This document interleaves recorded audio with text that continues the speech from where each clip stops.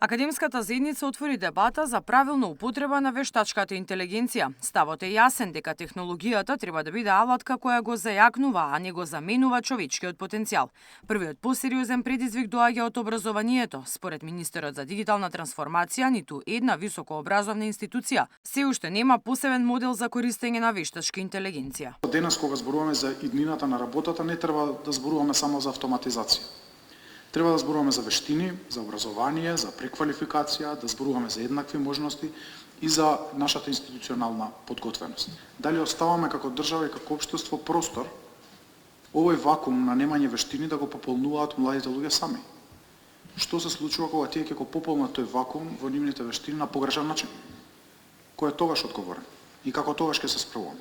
Или тогаш повторно ќе биде прашањето што државата може да направи да ги обучува младите кои што погрешно завртиле на тркалото и погрешно ги стекнале вештините на вештачката интелигенција.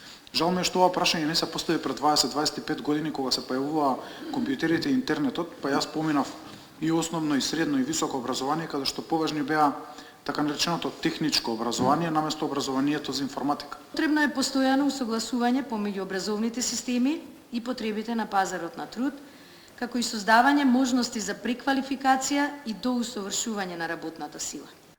Додека напредните алатки стануваат секојдневие, образовниот систем се соочува со сериозен аларм. Последните истражувања на Институтот за социолошки, политички и правни истражувања се фрапантни. Новите генерации речиси целосно се откажуваат од користењето од литература. Дури 60% од учениците од 8 оделение се навлечени на видео содржини, а со текот на годините навиката за читање книги исчезнува. Децата од 4-то оделение на истото прашање кажуваат дека во 31% од времето читаат книги. Знаете ли колку проценти читаат книги учениците од 8 оделение? 6%. Децата од 4-то до 8 оделение престануваат да читаат книги. 62% од учениците од 1288 што ги испитувавме поминуваат или гледаат исклучително видео содржини.